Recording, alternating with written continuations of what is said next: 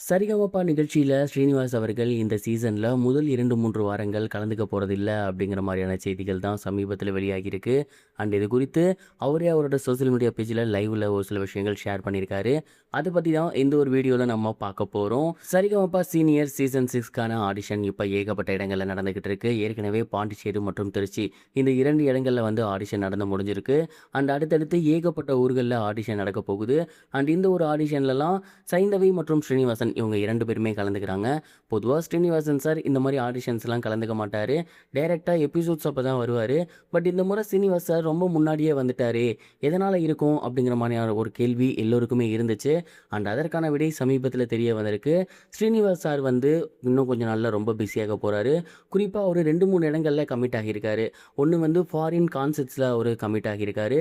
இன்னொன்னு வந்து தெலுங்கு சைட்லயுமே பார்த்தீங்கன்னா, இந்த மாரி சரிகமபா நிகழ்ச்சியில அவர் வந்து ஜட்ஜா இருக்காரு. ஸோ இந்த 2 இடங்களுக்குமே வந்து அவர் கமிட்மெண்ட் குடுத்ததுனால, அது எல்லாத்தையும் முடிச்சு குடுக்கணும். At the same time Tamil சரிகமபாலயுமே அவரு கமிட்மெண்ட் குடுத்திருக்காரு இல்லையா?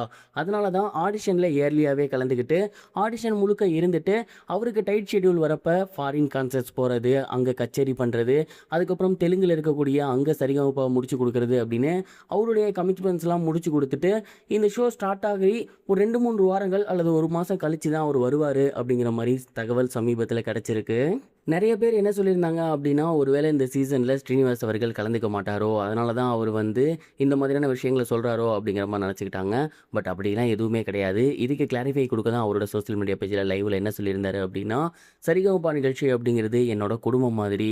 அண்ட் உண்மையிலேயே அந்த ஷோ வந்து என்னோட வாழ்க்கையில ஒரு அங்கமாவே மாறியிருக்கு. கண்டிப்பா அந்த ஷோ விட்டு நான் என்னைக்குமே போக மாட்டேன். அட் த சேம் டைம் எனக்குன்னு ஒரு சில பெர்சனல் கமிட்மெண்ட்ஸ் இருக்கு. அந்த கமிட்மெண்ட்ஸ் எல்லாத்தையுமே முடிச்சதுக்கு அப்புறம் தான் என்னால திரும்பி வர முடியும். அண்ட் கண்டிப்பா நான் சரிகமபா நிகழ்ச்சிக்கு வருவேன். அண்ட் நான் வராம போறதுக்கு வாய்ப்பே கிடையாது. அதற்கு கொஞ்சம் தாமதமாகும் அவ்வளோதான் அப்படிங்கிறத அவரோட சோசியல் மீடியா பேஜ்லேயே ஷேர் பண்ணியிருந்தாரு. மேலும் அந்த சோசியல் மீடியால செக் பண்ணி பார்த்தாலே தெரியும். அவர் அடுத்தடுத்த கான்சர்ட்ஸ்க்கான டிக்கெட்ஸ், ப்ரமோஷன்ஸ் அது எல்லாத்தையுமே அவரோட பேஜ்ல வச்சிருக்காரு. அண்ட் அது மட்டும் இல்லாம தெலுங்கு ரியாலிட்டி ஷோல கலந்துக்கிட்ட ஃபோட்டோஸ் அண்ட் வீடியோஸையுமே பார்த்தீங்கன்னா, அவரோட சோசியல் மீடியா பேஜ்ல வச்சிருக்காரு. இதெல்லாம் வச்சு பார்க்கும்போது அவர் சொல்றது உண்மைதான் அப்படிங்கிறத நம்மளால புரிஞ்சுக்க முடியுது. அண்ட் சரிகமபா நிகழ்ச்சி அப்படின்னாலே நமக்கு முதல்ல நினைவுக்கு வருது ஸ்ரீனிவாஸ் சார் தான். அந்த அளவுக்கு இந்த ஷோவோட ஒரு அங்கமாவே அவர் மாறி போயிருக்காரு. அவர் இல்ல அப்படின்னா கண்டிப்பா அது நமக்கு மிகப்பெரும் ஒரு கஷ்டமா இருக்கும் அப்படிங்கிறதுல எந்த ஒரு சந்தேகமே கிடையாது.